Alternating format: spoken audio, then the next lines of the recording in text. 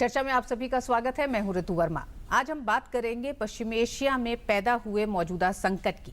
यूं तो पश्चिम एशिया के कई मुल्क अतीत में भी इस तरह के संकट के गवाह रहे हैं, चाहे वो इराक और ईरान का 10 साल का युद्ध रहा हो, इजराइल फिलिस्तीन का लंबे समय से चला आ रहा तनाव हो, खाड़ी का युद्ध रहा हो, या फिर हाल ही में सीरिया में इस्लामिक स्टेट को लेकर जिस तरह से दुनिया के दो मुल्क आमने सामने हुए हों।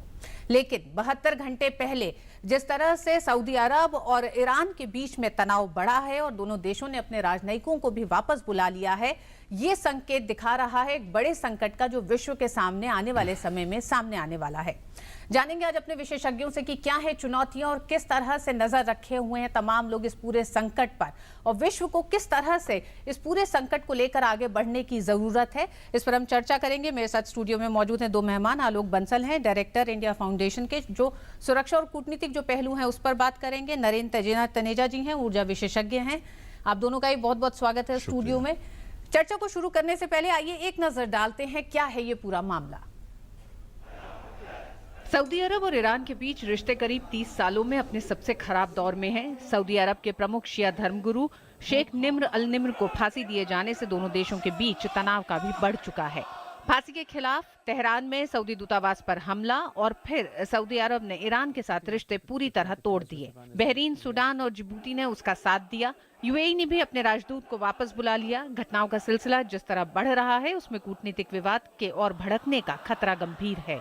इन दोनों देशों के बीच का विवाद आसपास के देशों पर भी बड़ा असर डाल सकता है। खासकर सीरिया और यमन में शांति बहाली की कोशिशों को इस तनाव से भारी नुकसान उठाना पड़ सकता है। सीरिया में 2011 से और यमन में 2015 से गृह युद्ध चल रहा है और इन दोनों देशों में ईरान और सऊदी अरब का काफी प्रभाव है। अब ये पूरा मामला कूटनीतिक संकट में बदल गया है। अल निम्र की फांसी के नतीजे गंभीर हैं, सिर्फ सऊदी अरब और ईरान के पहले से बिगड़े संबंधों के लिए ही नहीं बल्कि पूरे मध्य पूर्व के लिए। इस बीच अमेरिका, रूस, तुर्की और यूरोपीय संघ ने सऊदी अरब और ईरान के बीच तीखे राजनयिक तनाव पर चिंता जताते हुए दोनों देशों से मध्य पूर्व में तनाव घटाने को कहा है। इस विवाद का विश्व में तेल की कीमतों पर भी असर होने की संभावना है। अतीत में देखा गया है कि खाड़ी देशों में तनाव बढ़ने का असर तेल की कीमतों पर भी रहा है, मगर अभी तक दो तेल उत्पादक देशों ईरान और सऊदी अरब के बीच पैदा हुए टकराव से तेल की कीमतें दूर हैं। विश्व में शांति कायम रखने के लिए अन्य देशों ने सऊदी अरब और ईरान से अपने कूटनीतिक झगड़े को खत्म करने की अपील की है। और पश्चिम एशिया का मौजूदा संकट किस तरह से पिछले अपने तमाम संकटों से अलग है, इस पर बात करते हैं। आलोक बंसल जी, सबसे पहले आपसे जानना चाहेंगे, पश्चिम एशिया गवाह रहा है इससे पहले भी इस तरह के तनाव और संकटों का। ये संकट कितना अलग आपको दिखाई देता है और क्या असर विश्व पर इसका दिख रहा है? देखिए, मेरे विचारों से ये संकट ज़्यादा गहरा है क्योंकि ये दो भिन्न विचारधाराओं को परिदर्शित करता है। ईरान और सऊदी अरब इस्लाम के अंदर दो भिन्न विचारधाराओं को रिप्रेजेंट करते रहे हैं और उनके बीच तनाव काफ़ी समय से रहा है। लेकिन पिछले कई सालों से ईरान जो है दुनिया के मानचित्र में एक अलग थलग सा पड़ा हुआ था क्योंकि उसके ऊपर पश्चिमी देशों के प्रतिबंध थे। ईरान के अंदर एक ऐसी हुकूमत थी जो बड़ी कट्टरपंथी थी।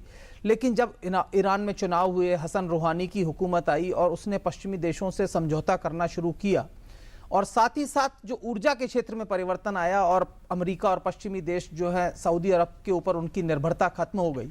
इसके कारण जो जियो स्ट्रेटेजिक बैलेंस था, जो कूटनीतिक बैलेंस था, वो डिस्टर्ब होने लगा है। और अब क्या है कि पश्चिम के जो राष्ट्र हैं वो सऊदी अरब के ऊपर पूरी तरह से निर्भर नहीं है। अमेरिका विशेषकर जो अभी तक सऊदी अरब पर पूरी तरह से निर्भर था, उसकी निर्भरता काफ़ी हद तक खत्म हो चुकी है। ईरान जो है उसने पश्चिम देशों से बातचीत करनी शुरू कर दी है। जो सऊदी अरब का जो पूर्वी प्रांत है जहां अधिकतर इसका खनिज तेल और गैस का उत्पादन होता है, वहां पे इस्लाम के अल्पसंख्यक शिया समुदाय के लोग रहते हैं और शेख निमर उन्हीं के नेता थे। उनको जिस तरीके से फांसी दी, इसका दुनिया में मानवाधिकार संगठनों ने दुनिया भर में इसका विरोध किया।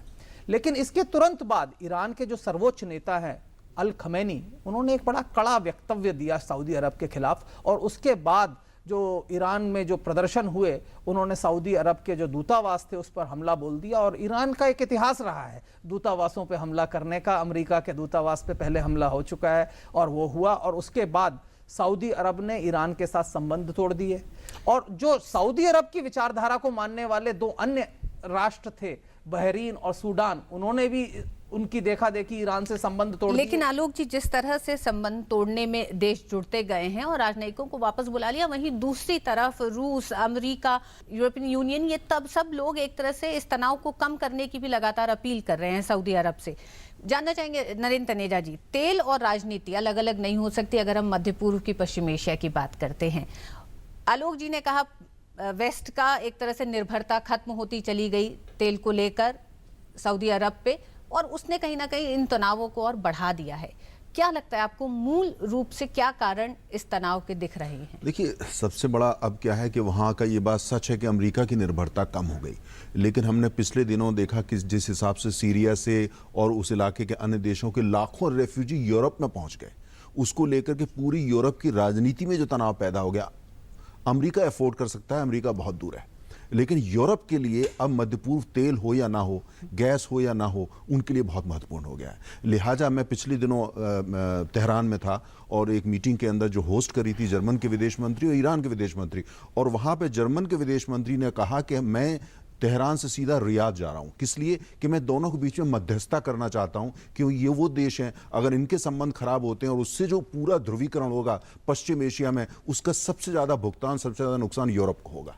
तो यूरोप का बहुत बड़ा स्टेक होल्डर है, भारत बहुत बड़ा स्टेक होल्डर है वहां जो भी होता है।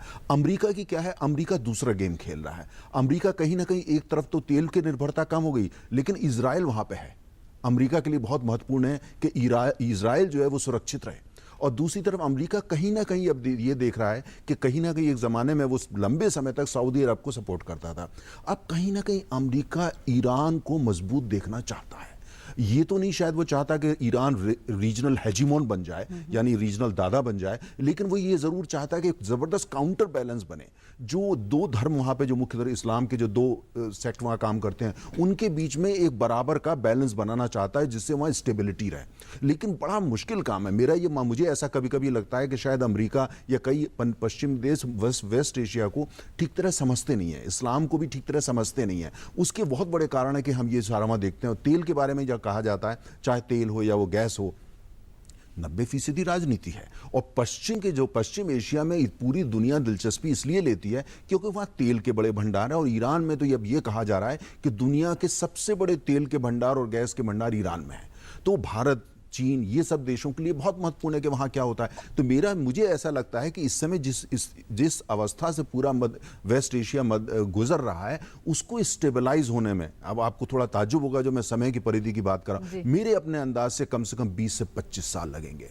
और 20 से 25 पश्चिम एशिया में स्टेबिलिटी, शांति नहीं, एक ऐसी स्टेबिलिटी जिसके बारे में थोड़ा सा सब देशों को, जो बड़े स्टेक होल्डर हैं जिसमें भारत भी शामिल है, थोड़ा सा चैन मिले, थोड़ा सा लगे कि हाँ अब ठीक है, बहुत ज़्यादा खतरे की बात नहीं है। क्योंकि अभी जो वहाँ शुरुआत हुई है, अब वहाँ लंबे समय तक अमेरिका की दादागिरी चली, पश्चिम के देश खासतौर से ब्रिटेन, फ्रांस की बहुत ज़्यादा वहाँ होता, अब वहाँ पर वैक्यूम क्रिएट हो रहा है। तो पूरा जो जिसे बोलते हैं जो शतरंज का जो चेस बोर्ड है, वो चेस बोर्ड में ज़बरदस्त फंडामेंटल चेंजेस हो रहे हैं। अब ये पूरा जो है, इस दौरान हम देखेंगे वहाँ बड़े फसाद भी होंगे, अस्थिरता भी आएगी, और उसके बाद एक नया ये तनाव तो दोनों देशों के हितों को नुकसान पहुंचाएगा। अगर निर्भरता भारत की तेल के रूप में इन देशों पर है, तो उन देशों की भी निर्भरता भारत और तमाम और देशों पे, और यही कारण रहा कि तेहरान ने अभी कल कहा है कि चीन को भी इसमें हस्तक्षेप करना चाहिए। जो पूरा एक तरह से घटना हुई है उस पर अपना एक वक्तव्य। देखिए, ऐसा है कि जहां तक सवाल तेहरान का है, ईरान इस वक्त बेटर स्थिति में है क्योंकि उसकी सिचुएशन जो है पहले से इम्प्रूव होती चली जा रही है। जो सऊदी अरब है, वहाँ पे एक तो जो रिजीम है, जो वहाँ का जो शासन तंत्र है, वो 21वीं शताब्दी से मेल नहीं खाता, क्योंकि एक 17वीं शताब्दी की मानसिकता से सऊदी अरब पे शासन किया जा रहा है, और जिस तरीके से इतने सारे लोगों को फांसी दी गई, उससे दुनिया भर के राष्ट्रों में चिंता जाहिर होना सामान्य चीज़ है। तीसरी महत्वपूर्ण बात यह है कि पश्चिम एशिया में आज वैश्विक जिहादी संगठनों का स्रोत बन गया है। अल कायदा, इस्लामिक स्टेट या दैश, वो वहां पे कॉन्फ्लिक्ट कर रहे हैं। ये दोनों इस्लाम की जिस विचारधारा को रिप्रेजेंट करते हैं, उसको जो सबसे ज्यादा प्रतिरोध मिल रहा है वो शिया इस्लाम से मिल रहा है, और जिसको ईरान रिप्रेजेंट करता है। और पिछले कुछ समय से अमेरिका पहले कोशिश कर रहा था कि इनके खिलाफ मॉडरेट अरब स्टेट्स को सपोर्ट करे, पर फाइनली ये लगने लगा उनको कि इनको अगर काउंटर करना है इस्लामिक स्टेट को, तो उसको ईरान, इराक और सीरिया और इनका समर्थन करना पड़ेगा। और अगर आप देखें तो जो ये दैश की जो बढ़ती जो रीच थी, इसको इराक के अंदर जब ही रोका गया जब ईरान और हिजबुल्लाह का उसको समर्थन मिलने लगा। और उसके बाद ये जो विभाजन है, जो विचारधारा की लड़ाई है, ये जो इस्लाम के अंदर जो विचारधारा की लड़ाई है, इसको हमने यमन में देखा जहां सऊदी अरब ने एक्टिवली इन्वॉल्व। यमन, सीरिया, ये सब इसी बात का गवाह एक तरह से रहे। इसी विचारधारा की लड़ाई है। सीरिया में, यमन में, दोनों जगह जिस तरह का यमन में जो गृह युद्ध चल रहा है, सीरिया में जिस तरह की उथल पुथल है, दोनों को लेकर एक तरह से एक पूरे विश्व में आम राय बनाने की कोशिश हो रही थी। और 2015 में कई ऐसे प्रयास भी हुए जहां सऊदी अरब ईरान को एक टेबल पर लाकर बातचीत हुई। 26 जनवरी को उस पर एक और समझौता होने की तरफ आगे बढ़ना था। मौजूदा जो विवाद हो गया, ये जो संकट है, अब सीरिया, यमन, इन तमाम जगह जो एक तरह से शांति के प्रयास किए जा रहे थे, उनको कहीं झटका लगेगा क्या? बहुत बड़ा झटका लगेगा, विशेषकर यमन के लिए, क्योंकि यमन में ऑलरेडी अगर आप देखें, कल उन्होंने परसों एदन में कर्फ्यू लगा दिया है, वहां पे गोलीबारी चल रही है, गोलाबारी चल रही है। और अभी तक जो है ईरान का जो सपोर्ट था, जो हुथी रिबेल्स के लिए था, विद्रोहियों के लिए था, वो परोक्ष रूप से था। पर जब राजनयिक संबंध खत्म हो जाए और तनातनी और बढ़ जाए, तो ईरान इनका जो समर्थन है वो प्रत्यक्ष रूप से कर सकता है। और अगर ईरान ने सैनिक सहायता खुलेआम देनी शुरू कर दी, तो यमन की जो समस्या है वो और ज़्यादा कॉम्प्लिकेटेड हो जाएगी, क्योंकि यमन के एक तरफ सऊदी अरब है, सऊदी अरब का भी जो प्रांत यमन के साथ जुड़ा हुआ है, वहाँ पे एक ऐसे अल्पसंख्यक समुदाय के लोग रहते हैं जो यमन के, उत्तरी यमन के लोगों के साथ सहानुभूति रखते हैं। दक्षिण में ओमन की सुल्तनत है, जो इन दोनों विचारधाराओं से एक न्यूट्रल विचारधारा का, एक तीसरी विचारधारा को रिप्रेजेंट करता है। और इसीलिए ओमन एकमात्र जो खाड़ी के देश हैं उनमें से एकमात्र ऐसा राष्ट्र था जिसने सऊदी अरब को नहीं ज्वाइन किया जब सऊदी अरब ने यमन के लिए कोलिशन की तैयारी की। और फिर एक ईरान है जो समुद्र के पार है।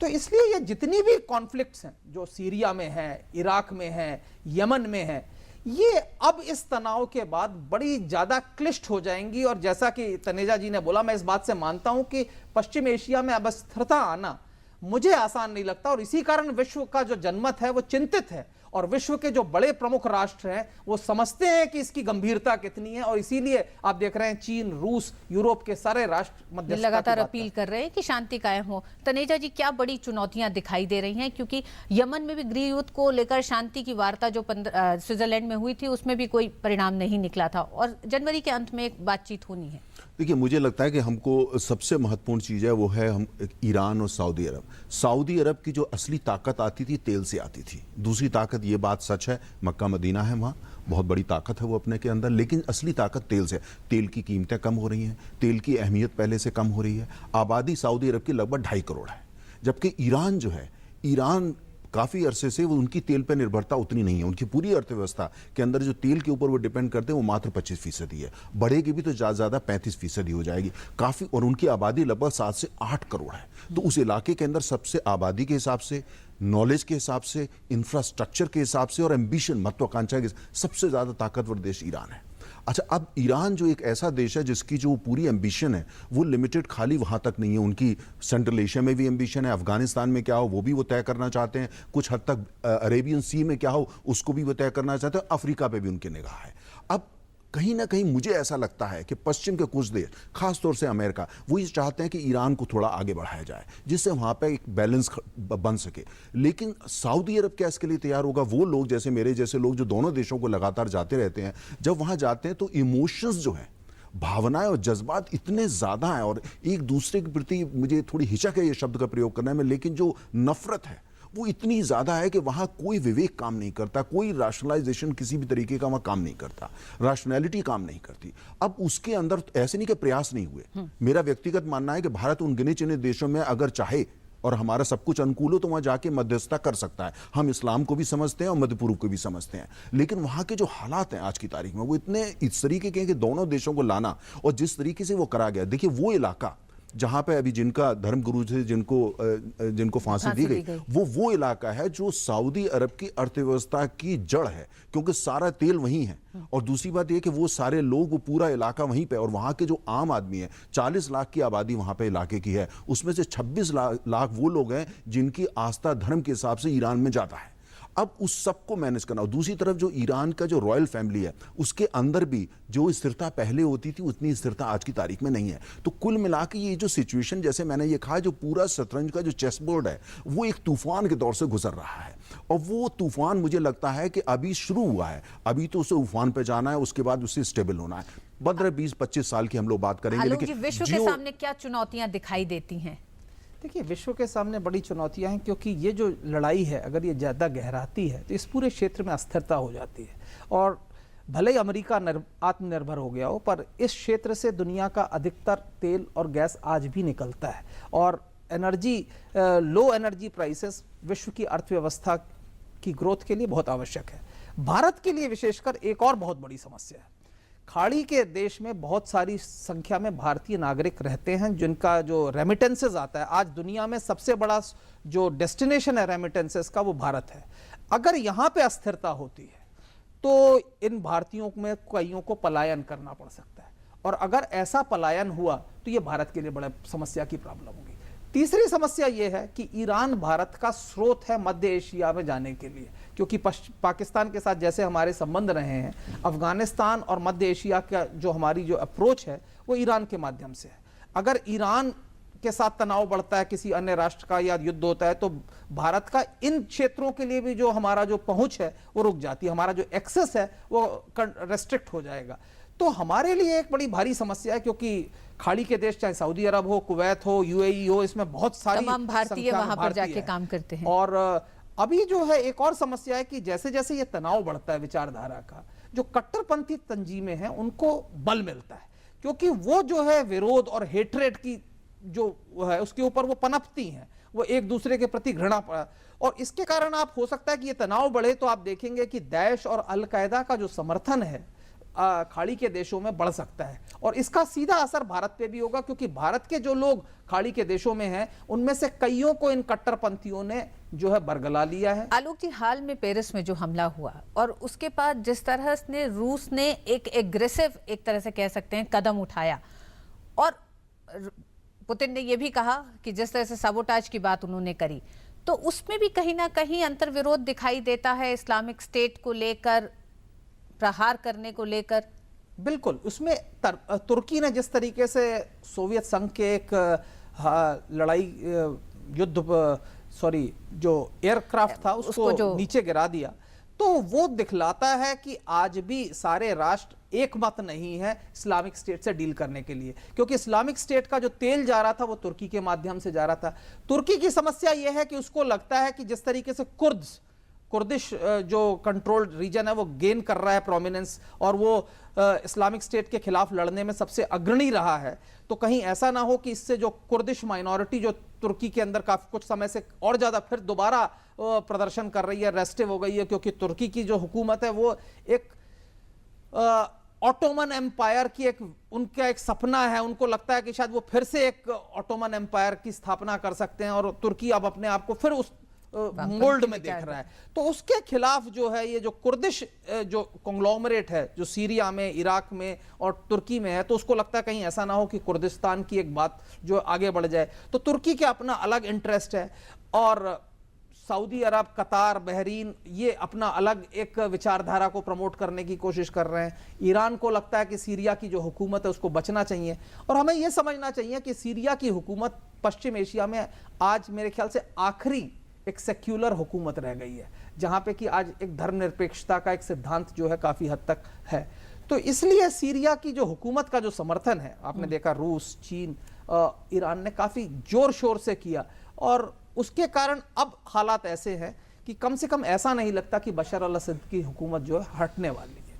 विचारधाराओं का टकराव पश्चिम एशिया में पहले भी देखा गया, और जब जब इस तरह का तनाव या संकट देखा गया, तनेजा जी, तेल की कीमतों पर भी उतनी ही तेजी से असर देखा गया, लेकिन अभी तक तेल की कीमतों में गिरावट आ रहा है। इसको किस तरह से आप देख रहे हैं मौजूदा संकट? देखिए, पहली बात तो यह कि अभी तक जो मैंने जैसे कहा कि उबाल है एक तरह का, लेकिन साथ में हमने ये भी देखा कि जो तेल की सप्लाई है मार्केट के अंदर वो काफ़ी है।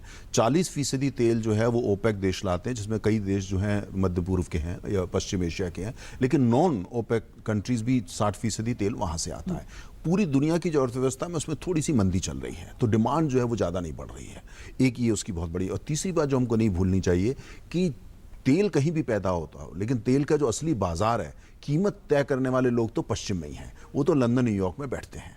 उनका इंटरप्रिटेशन क्या है, और तेल की जो बाजार है उसके पीछे एक दूसरा बाजार है जिसके ऊपर पश्चिम का काफी हद तक नियंत्रण है। तो वो अभी जिस हिसाब से उसको एक तरह से नियंत्रण करके चल रहे हैं, मुझे लगता नहीं कि उसका वो ये चाहते हैं कि मार्केट के अंदर किसी भी तरीके का, या बाजार के अंदर, या दुनिया की अर्थव्यवस्था में कोई बड़ी उथल पुथल आ जाए। अमेरिका की जो अर्थव्यवस्था बड़े दिनों के बाद रिकवर कर रही है, 2% ज्यादा ग्रोथ कर रही है, उसकी मुख्य वजह वहां की शेल क्रांति है।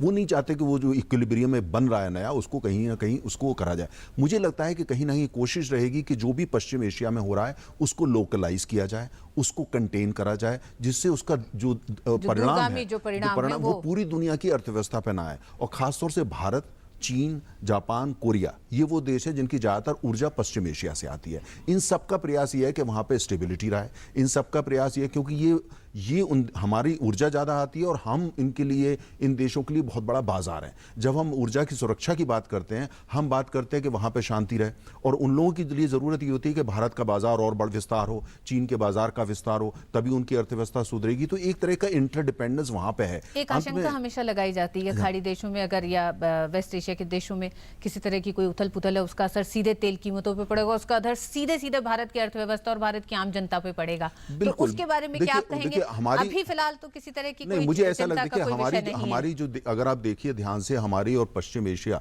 जो है, इसकी जो 3 बिंदु मेन है। एक तो यह है कि हमारा भारी मात्रा में तेल वहां से आता है, 80% तेल हम आयात करते हैं, उसमें 2/3 वहां से आता है। और प्राकृतिक गैस जो भारी मात्रा में आयात करते हैं वो लगभग 80% वहीं से आती है। उसके अलावा जैसा आपने जिक्र किया कि बहुत सारे भारतीय वहां पे रहते हैं। और दूसरा, हमको ये नहीं भूलना चाहिए कि पश्चिम एशिया हमारे लिए बहुत बड़ा बाजार भी है, हमारी IT कंपनीज के लिए, हमारी प्रोजेक्ट्स के लिए, हमारी इंजीनियरिंग प्रोडक्ट्स के लिए बहुत बड़ा।